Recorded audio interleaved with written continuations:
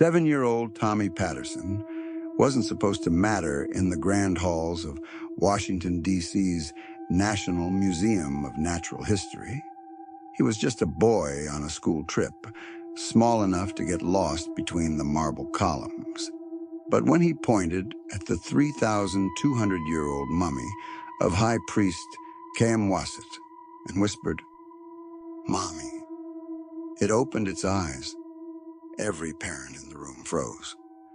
Dr. Victoria Romano, the museum's director, stepped forward with her usual sharp authority. She lived for facts, not fairy tales. To her, children's imaginations were an annoyance, an obstacle between scholarship and order. So when Tommy pleaded that the mummy had moved, she silenced him with a cruel smile. "Dead things don't open their eyes," she said, her voice echoing across the sarcophagus hall. Visitors watched as the boy burst into tears, his small shoulders shaking with humiliation. Victoria thought she had defended the museum's reputation. What she didn't know was that she had insulted something far older than any institution, something that had once sworn to protect the innocent and would not forgive her cruelty. That night, when the museum was empty and the marble corridors fell silent, Victoria felt the weight of unseen eyes on her. And for the first time in her life, the woman who trusted only facts began to fear the impossible. When 7-year-old Tommy Patterson whispered those terrifying words about the ancient mummy moving its eyes, Dr. Victoria Romano had no idea that her cruel dismissal would unleash something far more horrifying than any exhibit in her museum. Victoria had built her reputation on facts, not fairy tales. As director of Washington, D.C.'s National Museum of Natural History, she commanded respect through sharp intellect and zero tolerance for nonsense. But that Tuesday afternoon in October, when the Patterson family visited the Egyptian wing, her arrogance would cost her more than professional embarrassment. "Mommy, the mummy opened its eyes." Tommy's voice echoed through the sarcophagus hall, causing visitors to stare. The ancient priest, Kamwaset, had been their Egyptian collection centerpiece for 50 years, his 3,200-year-old remains perfectly preserved behind thick glass. Victoria emerged from her office, heels clicking against marble. She had heard the commotion and felt her jaw tighten. Children and their overactive imaginations were her least favorite part of this job. "What seems to be the problem?" Victoria asked, her voice carrying 15 years of academic authority. "I'm so sorry. My son thinks he saw," Christine Patterson began. "The mummy moved," Tommy interrupted, pointing at the display case. "His eyes opened and he looked right at me." But the truly shocking part was yet to come. Victoria knelt to Tommy's level, her smile cold and condescending. "Little boy, that mummy has been dead for over 3,000 years. Dead things don't move their eyes. Maybe you should stick to cartoons instead of bothering grown-ups with silly stories." Color drained from Tommy's face. His lower lip trembled as tears welled up. "But I saw it. I really did." "Tommy's always been honest," Robert Patterson said, placing a protective hand on his son's shoulder. "If he says he saw something, then he has quite an imagination," Victoria cut him off, rising to full height. "This is a serious academic institution, not a playground for children's fantasies. Perhaps next time you should consider a more age-appropriate venue." "You won't believe what happened next." Tommy burst into tears, his small body shaking with humiliation. Other visitors watched in uncomfortable silence as the family quickly gathered their things and left, Tommy's sobs echoing through the hall. Victoria felt brief satisfaction. She had maintained order and protected the museum's reputation. As she watched the family leave, she even chuckled. Children needed to learn that the world operated on facts, not feelings. But Victoria was about to learn that lesson herself. As closing time approached, Victoria finished her paperwork. The museum had emptied hours ago, leaving only security guards and maintenance staff. Benjamin Cross, the night guard, was beginning his rounds. "Good night, Dr. Romano," Benjamin called. "Good night, Benjamin. Check the Egyptian wing twice tonight." Victoria headed toward the exit, but as she passed the sarcophagus hall, something made her pause. A strange feeling, like someone was watching her. This was the moment when everything changed. She turned toward Kaimoset's display case, and for a split second she could have sworn she saw movement. A subtle shift in the mummy's position, as if ancient muscles had twitched beneath preserved flesh. Victoria blinked hard. The mummy lay exactly as it always had, arms crossed, eyes closed beneath the golden mask. She shook her head and laughed. "Long day," she muttered. But the feeling of being watched never left her. Victoria lived alone in a Georgetown townhouse, 15 minutes from the museum. Her personal life was as orderly as her professional one. Minimal furniture, no clutter, everything in its place. Success required focus. After leftover Thai food, she settled into her home office to review tomorrow's schedule. The Patterson incident had already faded from her mind. Children came and went, but her reputation would endure. At 11:30 p.m., exhaustion pulled her into bed. She changed into silk pajamas, completed her skincare routine, and slipped under the covers. Wait a second. Don't miss this detail. At 3:17 a.m., Victoria's eyes snapped open. Something had woken her. The house was silent except for gentle heating system hums. She lay still, listening. Then she heard it. Soft rustling, like ancient fabric being disturbed. Victoria sat up slowly, eyes adjusting to darkness. Her door was closed as she'd left it. The rustling stopped. She waited before settling back, convinced it was just the old house settling. But when she turned toward the far corner, her blood turned to ice. There, standing impossibly still in shadows, was a tall figure wrapped in burial linens. Ancient priest Kamwaset stood in her bedroom, his golden funeral mask catching faint streetlight. What you've seen so far is nothing. The mummy's eyes, visible through the mask's openings, glowed with otherworldly amber light. They fixed on Victoria with intensity that seemed to pierce her soul. The ancient priest took one deliberate step forward, footfall eerily silent on hardwood. Victoria scrambled backward against her headboard. "This isn't happening," she whispered. "This isn't real." But Kamwaset took another step forward. Victoria fumbled for her phone, activating the flashlight. Bright LED flooded the corner. Nothing. Empty. She swept light across the entire room. She was alone. Her hands shook as she lowered the phone, heart hammering. "Stress," she said aloud, voice trembling. "Just stress and a vivid nightmare." But she didn't believe the words. The next morning, Victoria arrived early. She had barely slept, spending hours before dawn questioning her sanity. In harsh daylight, surrounded by familiar museum sites, the experience seemed impossible. "You look terrible," Dr. Penelope Vaughn observed. "Are you feeling all right?" "I'm fine," Victoria snapped, then softened. "Just didn't sleep well. Too much caffeine." Victoria buried herself in administrative work, grant applications, staff schedules, board meeting prep, real responsibilities that left no room for supernatural nonsense. But throughout the day, she found herself glancing toward the Egyptian wing. Every time she passed Kayemwaset's display case, she felt invisible eyes watching. The rational part knew it was impossible. The mummy's eyes were closed, but the feeling persisted. You haven't seen the biggest surprise yet. By 6 p.m., most staff had gone home. Victoria remained, partly for work and partly reluctant to return to her empty townhouse. The previous night kept replaying, each detail becoming more vivid. Around 7:30, Benjamin began evening rounds. Victoria could hear his footsteps, the soft beep of his security scanner. Dr. Romano? Benjamin appeared at her doorway. Surprised to see you here so late. Just catching up. I'll probably be here another hour. I'll be making rounds if you need anything. Egyptian wing is secure. Check twice, like you asked.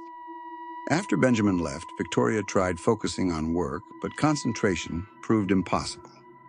Every sound made her jump.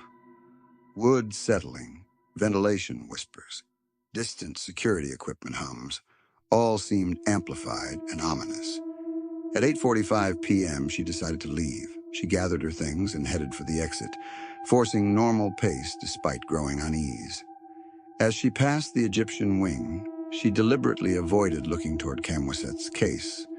But something made her stop. This was the moment when her worst nightmare began. In the darkened gift shop window's reflection, she could see the Egyptian wing behind her. And in that reflection, she clearly saw Camwasset standing upright in his display case, bandaged arms pressed against glass from inside. Victoria spun around. The mummy lay exactly as it should, arms crossed, motionless. She looked back at the reflection. Now it showed only the normal exhibit. "You're losing your mind," she whispered. But deep down, she knew that wasn't true. Something was wrong, connected to her treatment of Tommy Patterson. Victoria drove home through quiet Georgetown streets, hands gripping the wheel until her knuckles were white. She kept checking her rearview mirror, but the road behind remained empty. At home, she double-checked all locks before heading upstairs. A long, hot shower, hoping steam would wash away the lingering dread that had clung to her all day.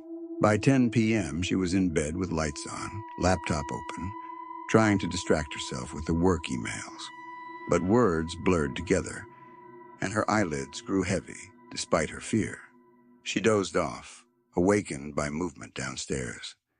Victoria sat up instantly, laptop sliding onto the bed.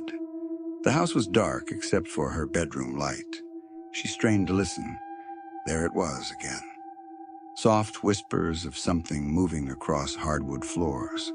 Her first instinct was to call police, but how could she explain that an ancient mummy had broken into her house?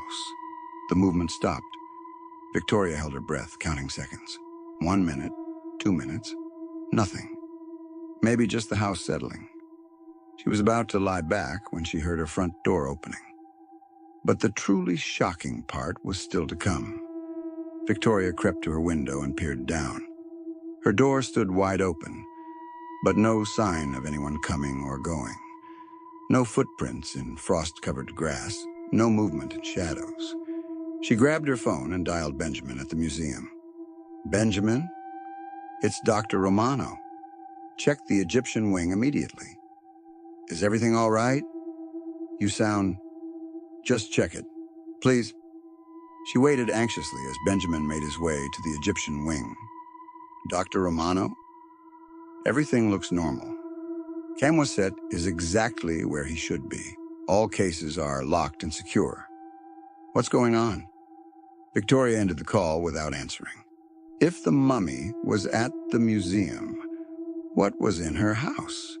She forced herself to check each room, turning on every light. Living room empty, kitchen empty, office empty. But the front door was definitely open, and she was certain she had locked it. Victoria closed and locked the door, then pushed a heavy chair against it. She would rather be crazy than sorry. Back in her bedroom, she tried convincing herself that stress was causing hallucinations. Academic pressure, long hours, constant responsibility. Enough to cause anyone to crack. But when she looked in her dresser mirror while changing pajamas, she saw him. Camwasset stood directly behind her, ancient eyes burning with otherworldly light. This time she could see his face clearly beneath the golden mask, skin like leather stretched over bone, lips pulled back in a rictus grin, and those terrible, glowing eyes that seemed to hold 3 millennia of accumulated rage. Victoria spun around, but the room was empty. When she looked back at the mirror, her own reflection stared back, pale and terrified. You won't believe this, but it was about to get much worse. Over the next 3 days, Victoria's life became a waking nightmare. The ancient priest appeared everywhere, in reflections and shadows in her peripheral vision. At work, she caught glimpses of him moving through exhibits. At home, she heard his footsteps, the rustle of burial linens in empty rooms. She stopped sleeping. Food lost all taste. Colleagues began noticing her deteriorating appearance and erratic behavior. "Victoria, you look exhausted," Dr. Hayworth said during a staff meeting. "When did you last take vacation?" "I'm fine," Victoria insisted, but her hands shook reviewing budget reports. The worst part was that no one else could see him. Security cameras showed nothing unusual. Other people remained obliviously normal, while Victoria watched in horror as Camwaset moved silently through the museum, glowing eyes always fixed on her. By Friday evening, Victoria was at her breaking point. She had considered checking into a psychiatric facility, but something held her back. The encounters felt too real, too specific, too connected to her treatment of Tommy Patterson. She was sitting in her office after hours, staring blankly at her computer, when she heard a gentle knock. "Dr. Romano? I hope I'm not disturbing you."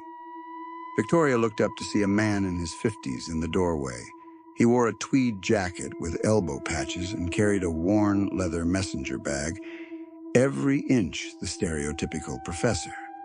Something about his face seemed familiar.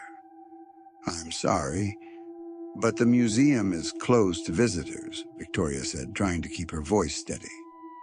"Oh, I'm not a visitor," the man said with a warm smile. "I'm Professor William Ashford from Georgetown University. I believe we were classmates in graduate school." This was the moment when everything would change. Victoria studied his face. She had attended Georgetown for her master's in art history over 15 years ago. The memories from that time were fuzzy, blurred by years of career focus. Art History 301, Professor Martinez's class, the Guardian continued, stepping into her office. "You always sat in the third row, took detailed notes. We worked together on that paper about Egyptian burial practices." The mention of Egyptian burial practices made Victoria's skin crawl. But something about the man's voice was soothing. She did remember Professor Martinez's class, though she couldn't recall this particular classmate. "I'm sorry, but I don't really remember." "That's all right," the Guardian said gently. "It was a long time ago. I actually heard about your situation through mutual friends. Word gets around in academic circles. People are concerned about you." Victoria's defenses went up. "My situation? I don't know what you mean."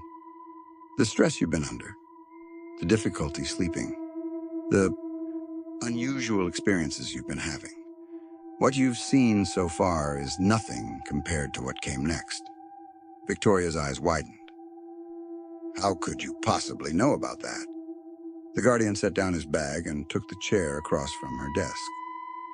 "Victoria, I specialize in a particular area of archaeology, the spiritual practices of ancient civilizations.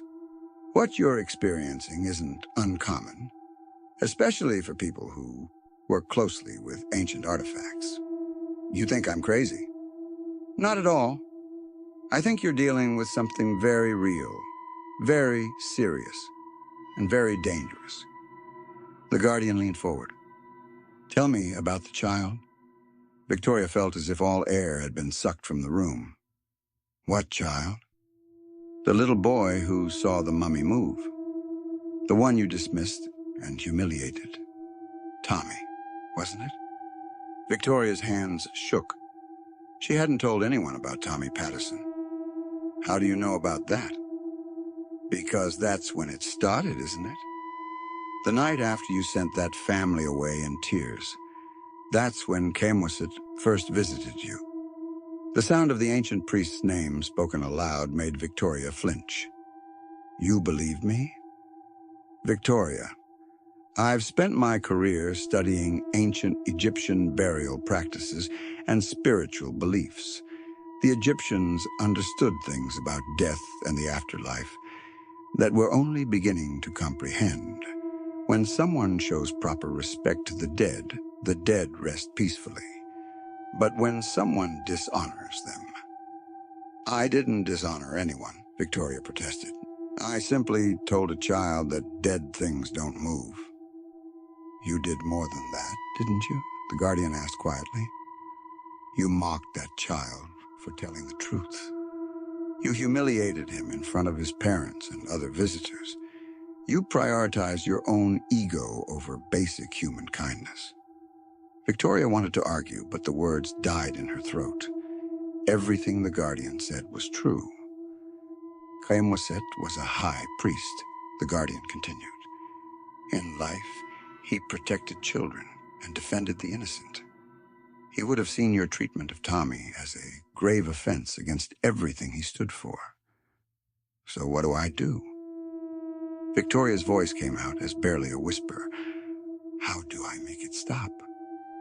But the answer would require her to do something that went against every instinct she had. "You need to find Tommy Patterson and his family," the guardian said. "You need to apologize, not just a formal apology, but a genuine acknowledgement of the harm you caused. You need to make amends." Victoria's pride immediately rebelled. "I'm a respected academic. I can't go chasing after some random family to apologize for doing my job." "Then you'll continue to be haunted by Khemwaset until you lose your mind or your life," the guardian said matter-of-factly. "The choice is yours. You're serious. Deadly serious. The ancient Egyptians believed that unresolved injustices created spiritual imbalances that could persist for centuries. You wronged an innocent child under Khemwaset's watch. The priest won't rest until that wrong's made right." Victoria walked to her office window, looking out at the museum's courtyard. Everything in her rational mind rejected what the guardian was telling her. But her rational mind hadn't been able to explain the terrifying encounters. "How do I find them?" she asked without turning around. "I have their contact information," the guardian said, reaching into his bag. "Tommy's mother, Christine, is a teacher at Roosevelt Elementary School. They live in Arlington." Victoria turned back. "You have their contact information?" "How is that possible?" "I made it my business to know," the guardian said simply. "The Patterson family is well known in their community. Good people, honest people. Tommy is considered one of the brightest children in his class, and he has never been known to lie." The implication was clear. Tommy had been telling the truth about seeing the mummy move. "What do I say to them?" Victoria asked. "How do I explain that I was wrong without sounding insane?" "You haven't seen the biggest surprise yet." "You tell them the truth," the guardian said. "That you've learned more about the incident since it happened, and you realize you were wrong to dismiss Tommy's experience. You apologize for your behavior and ask for their forgiveness. And you think that will make Khemwaset leave me alone? If your apology is genuine, yes. But it has to be real, Victoria. You have to truly understand why what you did was wrong, and you have to be committed to never doing it again." Victoria sat back down, feeling suddenly exhausted. "What if they won't see me? What if they think I'm crazy?" "They'll see you," the guardian assured her. "Your apology will mean more to Tommy than you can imagine. And if I don't do this, then Khemwaset will continue to haunt you until you either go insane or die from the stress." Victoria felt a chill. The encounters had been becoming more intense each day. "All right," she said finally. "I'll do it. I'll apologize to the Patterson family."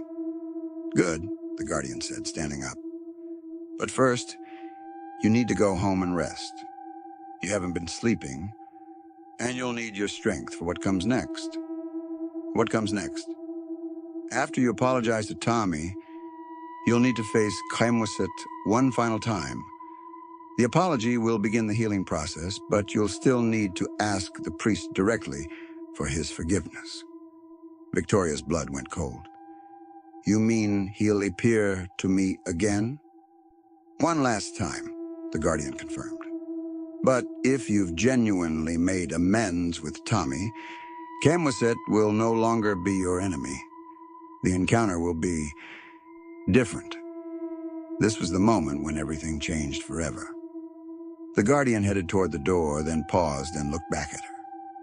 Victoria, this experience doesn't have to end with just an apology. You have an opportunity to become a better person, a better museum director, a better human being. Don't waste it. After he left, Victoria sat alone in her office for a long time, processing everything that had happened. The rational part of her mind still struggled to accept that she was being haunted by an ancient mummy, but the evidence was impossible to ignore. More importantly, the guardian's words about her treatment of Tommy had struck a nerve. She had been cruel to that child, dismissive and condescending. Her behavior had been unprofessional at best and emotionally abusive at worst. Victoria pulled out her phone and looked up Roosevelt Elementary School's website. Christine Patterson was indeed listed as a third-grade teacher. The family wasn't hard to find. The next morning, Victoria drove to a toy store in Arlington. She settled on an elaborate Lego Egyptian pyramid set, complete with mummy figures and treasure chambers. It seemed appropriately themed and sophisticated enough for a bright child like Tommy. The Patterson house was a modest, two-story colonial in a quiet suburban neighborhood. Victoria sat in her car across the street for several minutes, gathering courage. She had never apologized to anyone for anything in her adult life. Her career had been built on being right, on never showing weakness. Finally, she forced herself to get out and walk to the front door. She could hear children playing in the backyard and television sounds from inside. When she rang the doorbell, Robert Patterson answered. His expression immediately shifted from curiosity to wariness when he recognized her. Dr. Romano? Oh, what are you doing here? Mr. Patterson, I was hoping I could speak with you and your family. I owe you an apology. Robert studied her face, then called over his shoulder. Christine, can you come here for a minute? Christine Patterson appeared, her expression mirroring her husband's wariness. Dr. Romano, is everything all right? I came to apologize, Victoria said, her voice stronger now, for my behaviors at the museum, for the way I treated Tommy. You won't believe what happened next. The parents exchanged a glance, surprise in their eyes. Christine stepped forward. Would you like to come in? She asked carefully. They led her to their living room where Tommy was building with LEGOS. When he saw Victoria, his expression became guarded and he moved closer to his mother. Victoria knelt down to Tommy's eye level. Hi, Tommy. Do you remember me? The boy nodded silently. I came here to tell you something very important, Victoria continued. I was wrong about what happened at the museum. You did see the mummy move, and I should have believed you. I'm very sorry for the way I treated you. Tommy's eyes widened. You believe me now? I do. I've learned a lot about ancient Egyptian artifacts since then, and I know that sometimes they can do things that seem impossible. You were telling the truth, and I was wrong to dismiss you. Victoria reached into her bag and pulled out the Lego pyramid set. I brought you this as an apology gift. It's an Egyptian pyramid, just like the ones we have at the museum. Tommy's face lit up as he examined the box. This is so cool.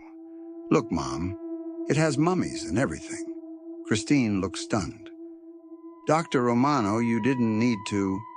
Yes, I did, Victoria interrupted. I humiliated your son in public for telling the truth. That was inexcusable. She turned back to Tommy. I want you to know that what you experienced was real and important. Don't ever let anyone, including me, make you doubt yourself when you know you're telling the truth. Tommy nodded earnestly. Thank you for believing me. And thank you for the LEGOS. Would you like to come back to the museum sometime? Victoria asked. I could give you a special tour of the Egyptian wing and tell you more about Kemosit. The mummy has a name? Kemosit. He was a high priest over 3,000 years ago. He protected children and helped people in need. Tommy's expression became thoughtful. Maybe that's why he wanted me to see him. Maybe he was trying to protect someone. Out of the mouths of babes, Victoria thought. Tommy had understood something that had taken her days to figure out. After visiting for another hour, Victoria left feeling lighter than she had in years. The apology had been genuine, and the Patterson family had been gracious and forgiving. Tommy had hugged her goodbye. But as she drove home, Victoria knew her work wasn't finished.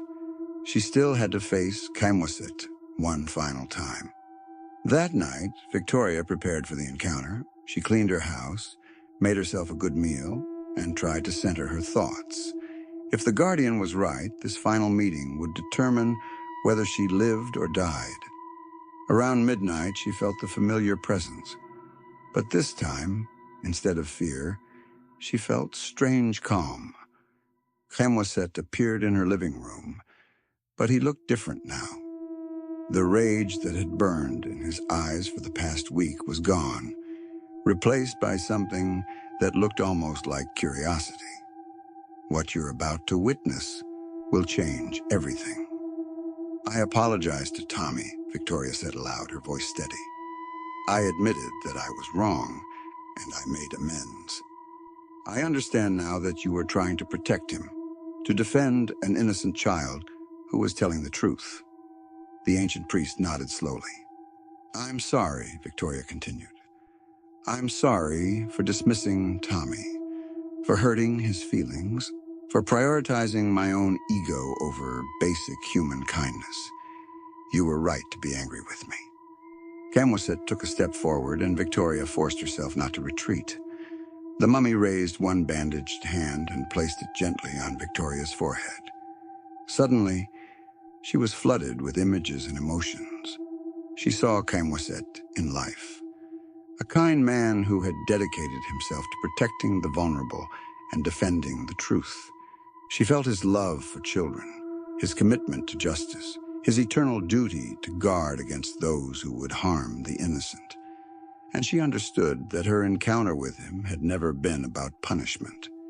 It had been about teaching, about helping her become the person she was meant to be. When the visions ended, Kemosit was gone. But Victoria felt his presence one last time, not as a threat, but as a blessing. The ancient priest had forgiven her, and more importantly, he had helped her forgive herself. From that day forward, Victoria approached her job differently. She made the museum more welcoming to children, started special programs for young visitors, and never again dismissed someone's experience simply because it didn't fit her understanding of the world. And sometimes, when she passed Kayamwaset's display case, she could swear she saw the ancient priest's lips curve into the faintest smile. The next week, Victoria tried to find Professor William Ashford to thank him for his help. But when she contacted Georgetown University's history department, they told her something that made her blood run cold. They had never had a professor by that name. Victoria checked alumni records from her graduate school years, searched academic databases, even looked through old yearbooks. Professor William Ashford didn't exist. He never had.